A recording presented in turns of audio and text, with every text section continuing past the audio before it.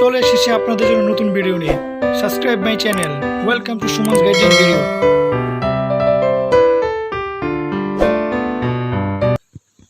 আসসালামু আলাইকুম, আশা করি সবাই ভালো আছেন। আজ আমি আপনাদের সামনে আলোচনা করব বাংলাদেশ সম্পর্কিত বিভিন্ন রকম গুরুত্বপূর্ণ কিছু দিবস এবং ঘটনা নিয়ে, যেগুলো আমাদের বিভিন্ন রকম চাকরি পরীক্ষা এবং ভাইবার মধ্যে হয়ে থাকে। তাহলে চলুন আমরা কথা না বাড়িয়ে সরাসরি ভিডিওর মধ্যে চলে যাই। আপনারা দেখতে পাচ্ছেন স্ক্রিন বারে গুরুত্বপূর্ণ কিছু দিবস এবং ঘটনা লেখা রয়েছে। তাহলে চলুন আমরা আলোচনায় চলে যাই। 21শে ফেব্রুয়ারি আমরা জানি 1952 বৃহস্পতিবার। আমরা জানি 21শে ফেব্রুয়ারি 1952 ছিল বৃহস্পতিবার এবং বাংলা ছিল 1359। তারপর হচ্ছে 25শে মার্চ 1971 বৃহস্পতিবার, বাংলা ছিল 1378। তারপর হচ্ছে আপনার প্রশ্ন হচ্ছে 16 ডিসেম্বর 1971 ছিল কী বার? বৃহস্পতিবার, বাংলা ছিল 1378। তারপর হচ্ছে 15 আগস্ট 1975 ছিল শুক্রবার, বাংলা ছিল 1382। তাহলে আপনারা বুঝতে পারতেছেন এই প্রশ্নগুলো কতটা গুরুত্বপূর্ণ। তারপর আমরা চলে যাচ্ছি 1947 থেকে 1952 সালের গুরুত্বপূর্ণ ঘটনাগুলির মধ্যে। আপনারা স্ক্রিন বারে দেখতে পাচ্ছেন ইন্ডিপেন্ডেন্ট অ্যাক্ট পাসের মাধ্যমে 1947 সালের 14 আগস্ট পাকিস্তান এবং 15 আগস্ট ভারত স্বাধীনতা লাভ করে। তাহলে কি ইন্ডিপেন্ডেন্ট অ্যাক্ট পাসের মাধ্যমে 1947 সালে লাভ করে আমাদের 14 আগস্ট পাকিস্তান এবং 15 আগস্ট ভারত স্বাধীনতা লাভ করে। তারপর আমরা দেখতে পাচ্ছি যে রাষ্ট্রভাষা সংগ্রাম পরিষদের প্রথম হরতাল পালন হয় 11 মার্চ 1948 সালে। এ তারিখটি 1952 সাল পর্যন্ত ছিল দিবস এবং এটা পালন করা হতো প্রতি বছর।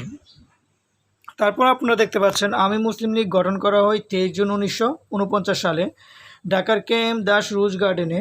প্যালেসের সভাপতি ছিলেন মৌলানা আব্দুল হামিদান বাসানি। আমি মুসলিম লীগের প্রথম জনসভা হয় 24 জুন 1949 আরমানিটোলায়। মুসলিম শব্দটি বাদ দেওয়া হয় 24 অক্টোবর 1955 সালে।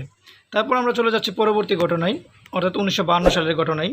আমরা জানি যে 52 সালে বাংলা ভাষাকে পাকিস্তান গণপরিষদ স্বীকৃতি দেয় 9 মে 1954। বাংলা ভাষাকে জাতীয় পরিষদ স্বীকৃতি দেয় 16 ফেব্রুয়ারি 1956। এখানে প্রশ্ন দুইটা রয়ে গেছে, একটা হচ্ছে বাংলা ভাষাকে পাকিস্তান গণপরিষদ স্বীকৃতি দেওয়া, আর একটা হচ্ছে বাংলাদেশের জাতীয় পরিষদের স্বীকৃতি দেওয়া। দুইটা প্রশ্ন খুবই ইম্পর্ট্যান্ট। তারপর হচ্ছে রাষ্ট্রভাষা সংগ্রাম পরিষদ প্রথম গঠিত হয় 2 অক্টোবর 1947 সালে। তারপর এর আহ্বায়ক ছিলেন অধ্যাপক নুরুল হক।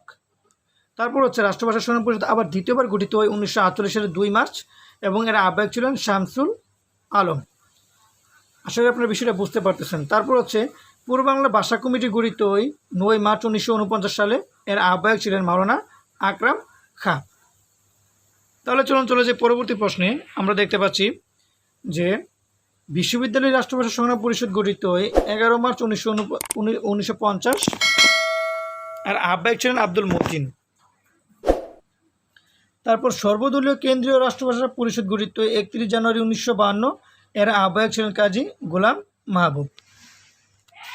তারপর 1954 সালের ঘটনায় আমরা দেখতে পাচ্ছি যুক্তফ্রন্ট গঠনের সিদ্ধান্ত হয় 14 নভেম্বর 1953 সালে। তারপর গঠিত হয় 4 এপ্রিল 1954। শপথ গ্রহণ 3 এপ্রিল 1954। বরখাস্ত 30 মে 1954 সালে। ক্ষমতায় ছিল মাত্র 56 দিন। দল ছিল 4টি, দফা ছিল 21টি। প্রথম দফা ছিল বাংলা পাকিস্তানের রাষ্ট্রভাষা করা হবে। 21 দফার প্রণেতা ছিলেন আবুল মনসুর আহমেদ। তাহলে আমরা বুঝতে পারতেছি এই প্রশ্নগুলো খুবই ইম্পর্ট্যান্ট। পরবর্তী প্রশ্ন যেটা আমরা দেখব সেটা হলো পূর্ব বাংলার প্রাদেশিক নির্বাচন 10 মার্চ 1954। মোট আসন ছিল 309টি।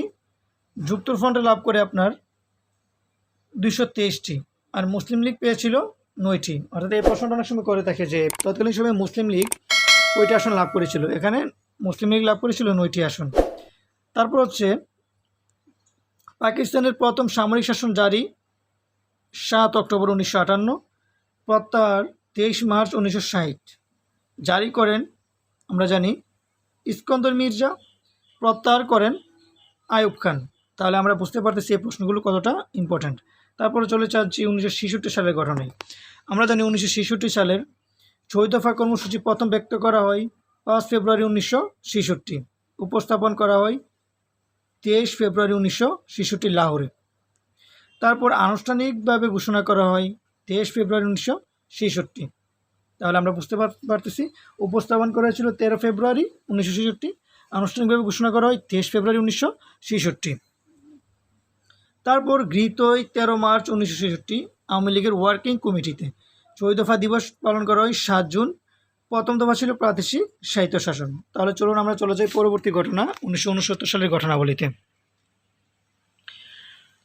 1969 সালে যে ঘটনাগুলো উল্লেখযোগ্য সেগুলো হলো আওয়ামী লীগের 6 দফা, ছাত্র সংগ্রাম পরিষদের 11 দফা ও গণতান্ত্রিক পরিষদের 8 দফার ভিত্তিতে আগরতলা মামলা দায়ের হয় 3 জানুয়ারি 1968।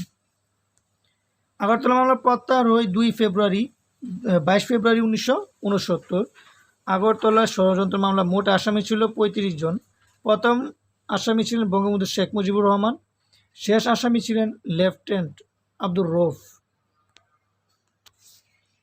তারপর হচ্ছে 17 নং আসামি ছিলেন সার্জেন্ট জহুরুল হক, যাকে জেলখানায় গুলি করে হত্যা করা হয় 15 ফেব্রুয়ারি 1969।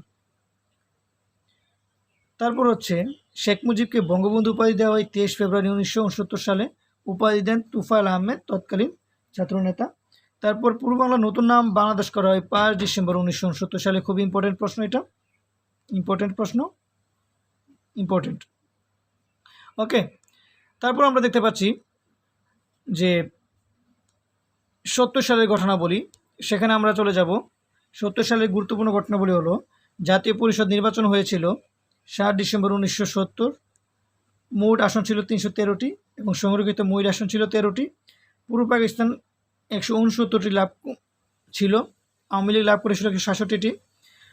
পশ্চিম পাকিস্তানে ছিল 144টি, যেখানে প্রাদেশিক নির্বাচন হয়েছিল 17 ডিসেম্বর 1970। মোট আসন ছিল 310টি, আওয়ামী লীগ পায় 288টি। আশা করি আপনারা বিষয়টা বুঝতে পেরেছেন। তারপর চলে যাচ্ছে 1971 সালের ঘটনাবলিতে। আমরা জানি যে অসহযোগ আন্দোলন শুরু হয়েছিল 2 মার্চ, শেষ হয় 24 মার্চ।